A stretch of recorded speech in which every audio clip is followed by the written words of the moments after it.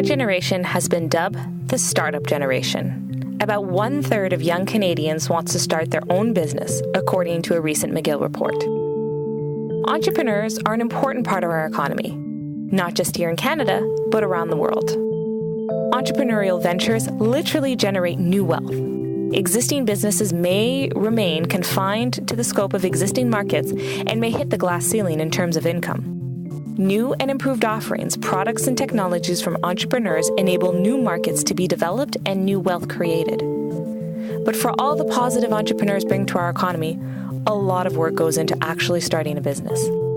When you first launch that business, it can be daunting, scary, and exhilarating. And while you grapple with so many emotions, it can be hard to learn when to say no to any work that comes your way. But it is important to remember that some clients can be toxic for your success. And that is our topic today. We list red flags you should look out for when meeting with prospective clients. And now, on with our show. You're listening to Young PR Pros, episode 121, Red Flags for Entrepreneurs. Welcome, ladies and gentlemen, to Young PR Pros, a podcast for the young and young at heart PR pros looking for tips and advice on how to build and advance their careers. I am Christine Darbell in Ottawa, Canada. And I'm Julia Kent in Halifax, Nova Scotia.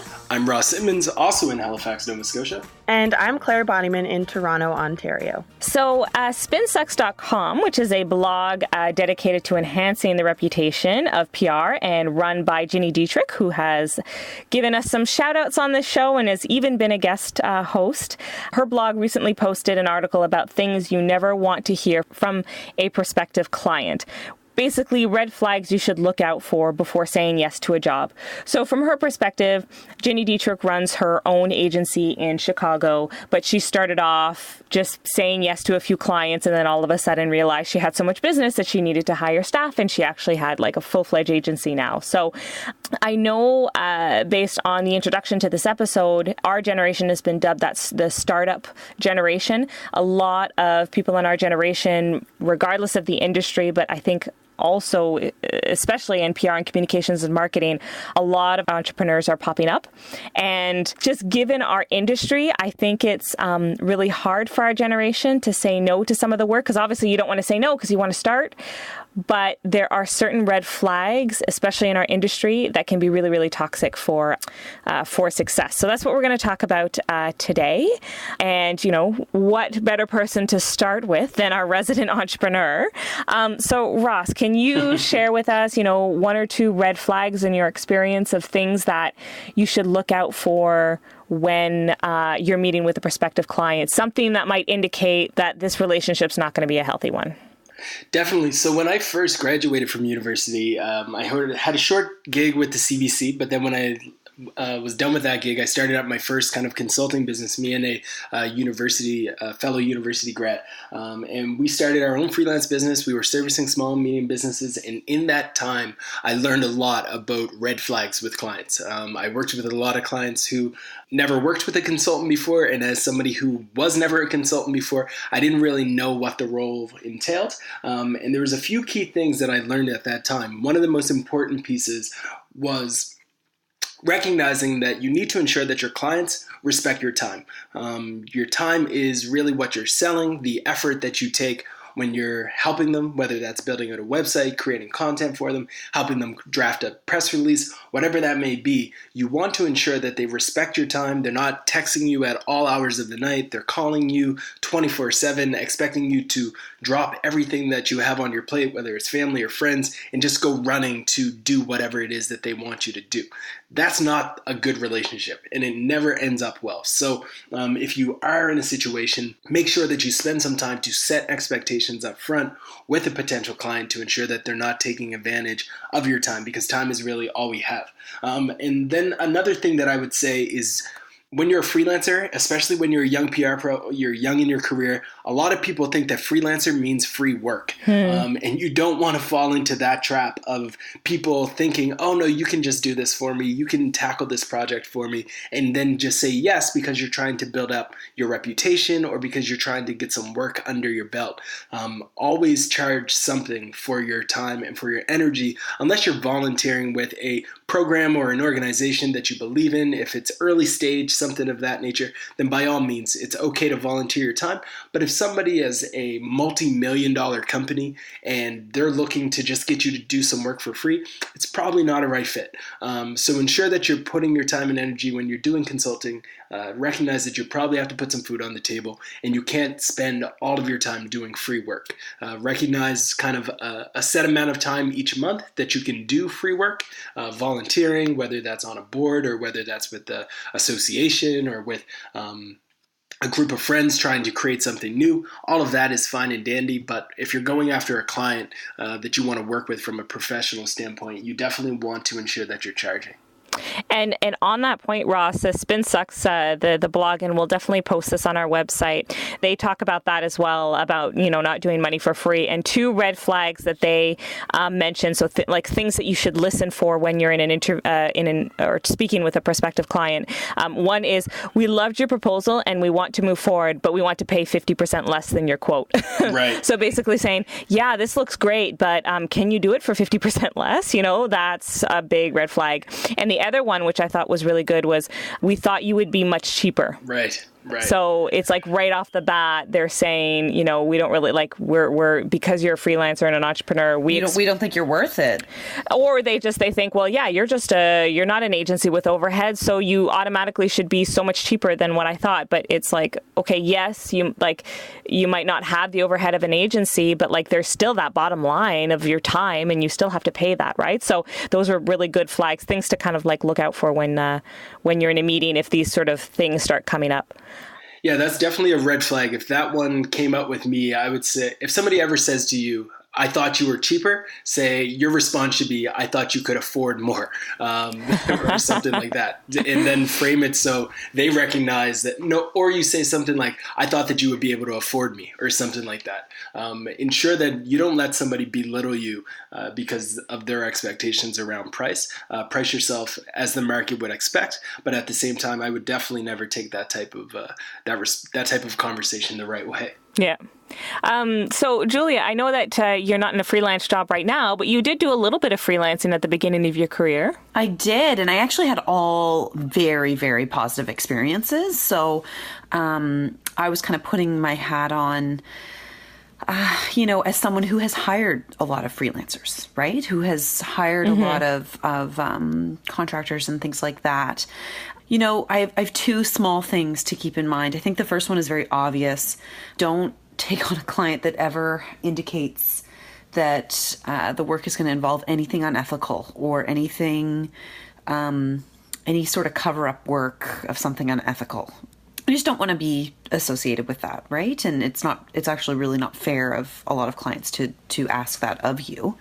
And like I said, that probably goes without saying. But the second thing I was going to say is, I have had a lot of small startups kind of pitch to me that the person who did the startup, the most experienced person, is going to be doing all of the work, when actually they're just the face of the company and they're not doing any of the work. They're doing the business development and the management, and they have very junior, low-paid staff members that are actually doing the work. And Christine, I'm sure you've come across this too. So when they commit to having a certain person perform the work, I think it's important to hold them to that, and to just double check when you're in the interview phase, that's who's going to be doing the work. And then I guess on the flip side, from the entrepreneur side, if you walk into a meeting and they say, okay, well, you're going to be 100% on our file, you want to be honest and say, okay, totally. I'll try to do as much as possible, or you'll set their expectations. I mean, I think there's varying levels of entrepreneurship, right? I mean, you could be the sole person in your little shop, so obviously you're going to do all the work, but as you grow a little bit, and I'm sure Ginny Dietrich went through this when she went from like just being the sole person in her business to then hiring a few people and then actually becoming a full-fledged agency.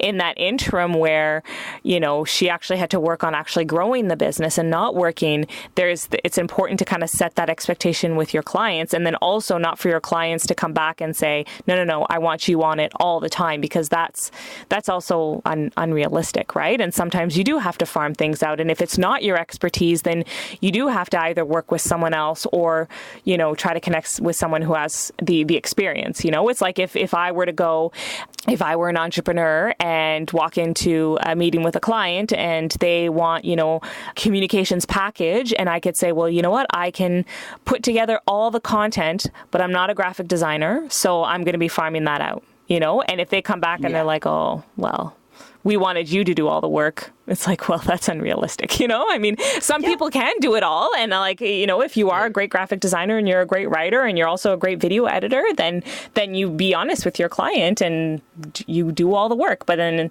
making sure that like the client doesn't have that expectation that you're going to be spending every single waking moment, which kind of goes back to like Ross, what you were talking about, that like that relationship is, you shouldn't be dropping everything to run after and do something for your client, unless it is, of course, like a crisis. Because I'm sure there are agencies out there and entrepreneurs out there that, like, you know, things always happen at the most odd hours, and sometimes that has to happen. But if it's not a crisis and it's just you have to be at their beck and call, you just need to make sure that the expectations are set and make sure that your time is valued. So, Claire, do you have any red flags or any experience? Yeah, I do. I mean, I'm obviously not Mr. Entrepreneur like Ross is, but I am freelancing right now, right? And as someone who graduated from a program and is going into a very kind of creative aspect of the industry, a lot of it is freelancing and finding different opportunities and collaborating on projects. So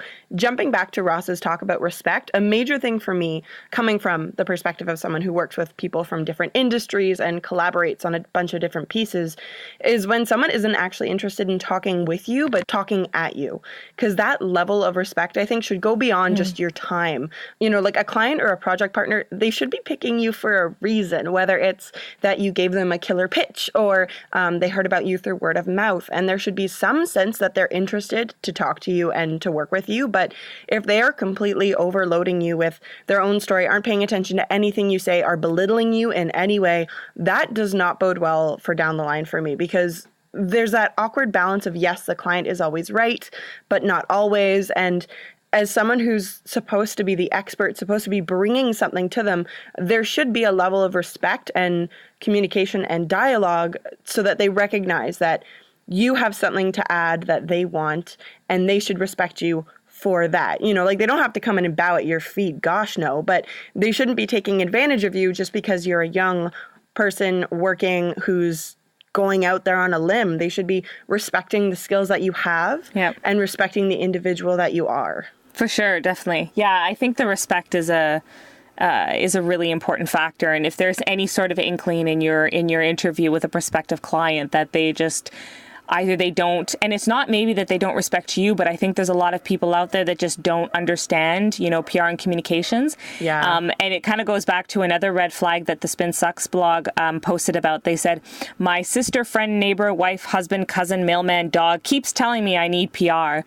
Those you want to probably avoid, because it means that they're not invested in the idea or the importance of having PR and communications and marketing as a business asset, right? It's just something that someone told them, oh yeah, you should do that. You should probably do that. Instead of saying, I'm going to do this and I'm going to have a public relations or a communications or a marketing strategy that ties back to my business goals that's actually going to help increase my business. Like that should be the people that you want to work with, not someone who's like, yeah, someone told me I should probably do it, so I'm going to just look into just see it, you know? And then another thing on that same point is the person that you're meeting with, you want to make sure it's going to be your actual point person, because the girl who wrote this blog post shares a story, and I'll share it right now. She says, I once worked with a husband and a wife who owned a small restaurant. The wife was the proprietor, the face of the business. The husband, who had a full-time corporate job,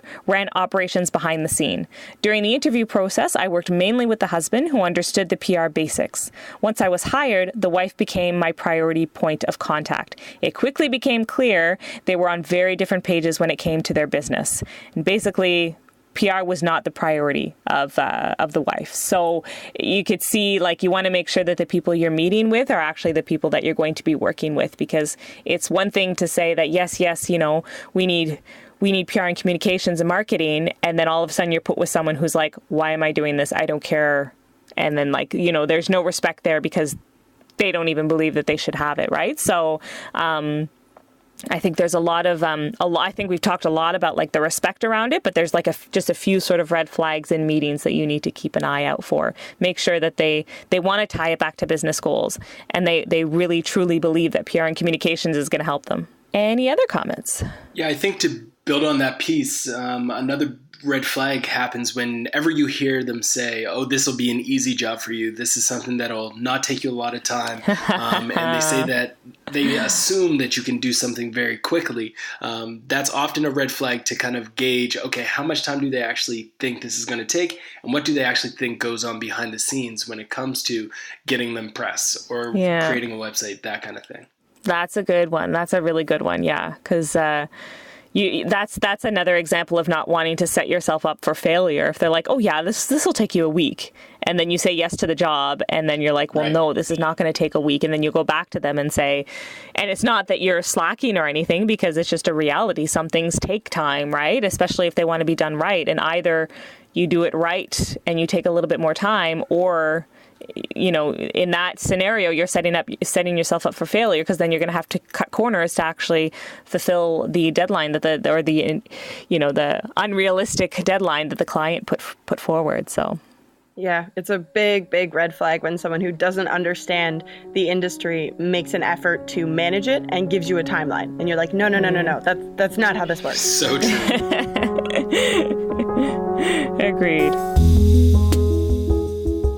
Hey, podcast listeners, this month we are giving away a free copy of Hustle Manifesto, 100 tips for your first 100K to one lucky person. All you need to do is head over to iTunes and leave us a review.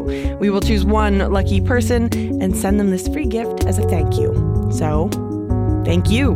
And now, back to the show. So welcome to a new segment I like to call The Breakfast Club. In this segment, we share the top 5 articles you should read over breakfast tomorrow. So I'm actually going to start. We're recording right now fairly close to Mother's Day. So the article that I found is called PR Lessons Your Mother Would Love.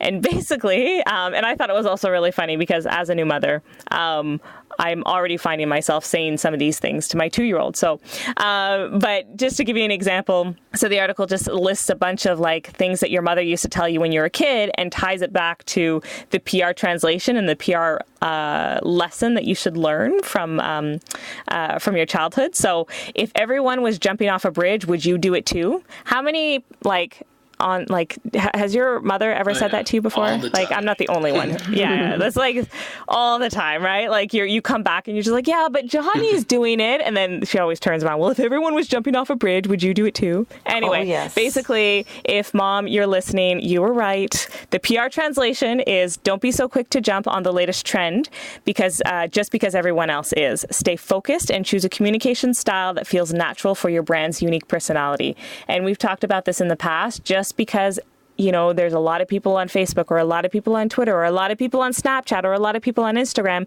doesn't mean you have to be on every single social media platform. Doesn't mean you have to, you have to look at your audience and figure out the best way to connect with them. So I really love that one. And the rest of the article is equally as fun to read. So that's my one article for the Breakfast Club. I have an article and it's actually, in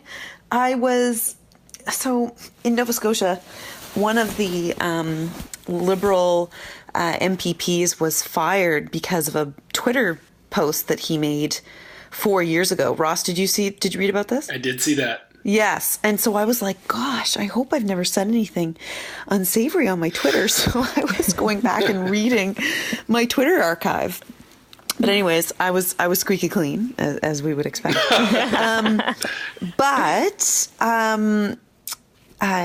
I did find an article that I shared in February, and when Christine brought up the Breakfast Club, I thought, ooh, that's a good one, because it's very relevant and very timely still.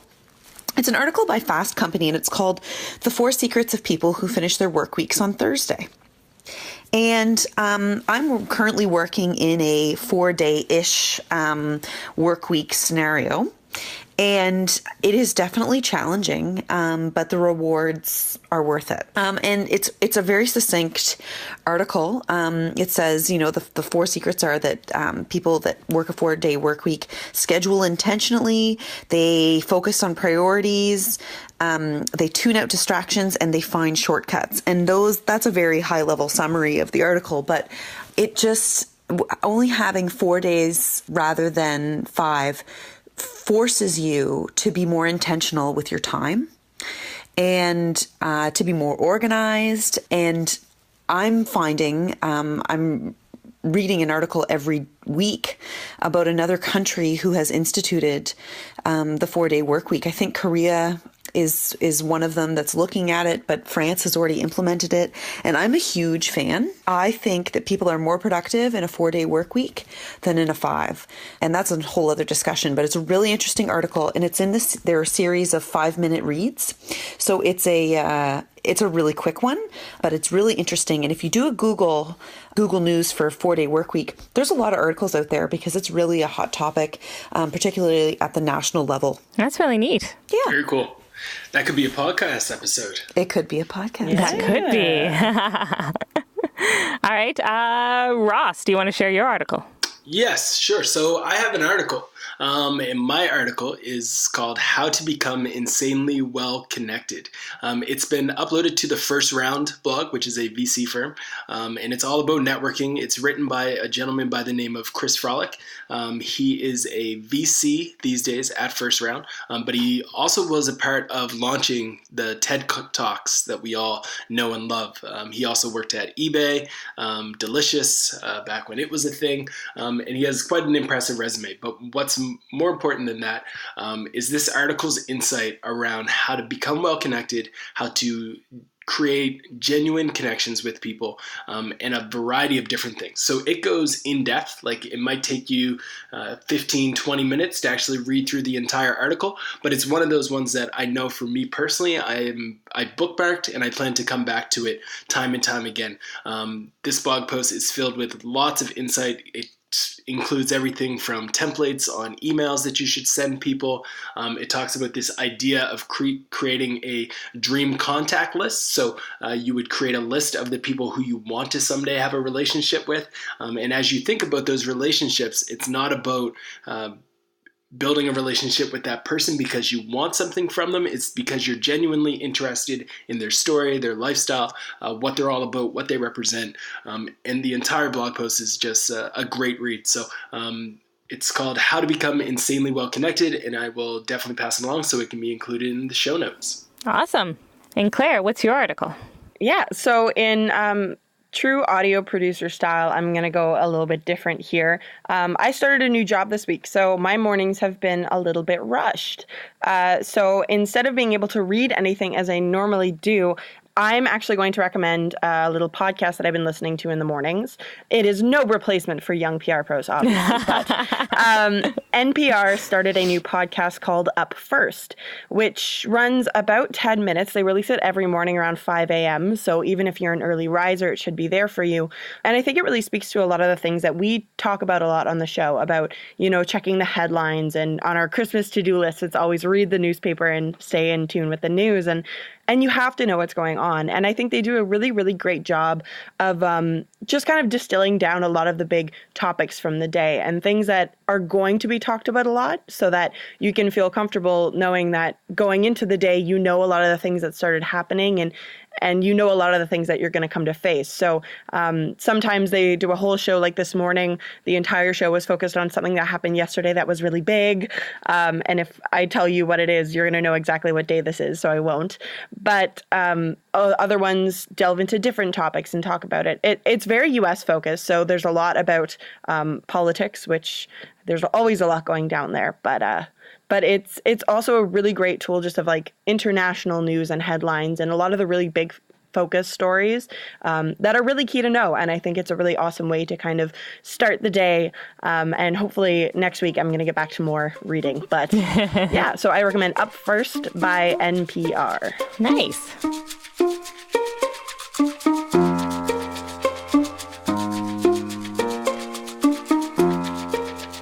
So to close off today's show, we're going to talk about the lessons we learned, and we are going to start with Christine. So I think the lesson that I learned, so I'm not an entrepreneur and I don't run my own business, but I do hire entrepreneurs and small businesses. And I think one of the things, just kind of listening to some of the red flags that everyone talked about on today's episode is just a reminder that when I'm in the meeting with a potential, entrepreneur that I want to hire or a small business, a small agency that I want to hire, to make sure that I show that I truly do, respect the work that they do, not to expect them to do something in like a small amount of time for like no money, So it was, I think, a nice reminder from the client side to make sure that, I'm not portraying this message that I want you to do it all in a week and for free. Want to make sure that I do actively show that I really respect the work that they do. Julia? I really liked what Ross said about time. And I kind of always knew that, but it's a good reminder. And that, I think, can be applicable to any sort of business relationship, right? There have to be expectations set at the outset that, both parties are comfortable with. It was a good reminder that is a red flag. Ross? So the big thing that I learned is this whole concept of speaking with someone instead of speaking at someone. Claire brought that point up, and it's something that I definitely struggle with because when I know what I want, I tell people what I want, and it's not really a discussion. So it's a good reminder for me to talk with people instead of just telling them what I want and hoping they go along with it. And I think today I learned that we're all really big advocates of respectful working relationships, whether it's working on a project together or in the client relationship. And I think that's a really awesome thing and a powerful reminder that young entrepreneurs and recent grads who are starting off shouldn't let it slide. They do deserve respect, and they shouldn't settle just because they're new at this. No, and going back to the introduction of this episode, like entrepreneurs are key for our economy growth. So we should be showing a little bit more love to these people. So definitely kudos to anyone who's trying it. Kudos to our resident entrepreneur, Ross. It's we love entrepreneurs on this episode. I appreciate the love. I love it. Thanks for listening to this week's episode of Young PR Pros. We would love to hear from you and hear how we did. You can email us at youngprpros@gmail.com. Check out our blog at youngprpros.ca. We're also on Facebook at Young PR Pros Podcast. And of course, Twitter at Young PR Pros. Thanks, and we'll talk to you next time. This episode featured tracks by Poddington Bear and Lee Rosevear. Sound work and editing by Claire Bonnyman.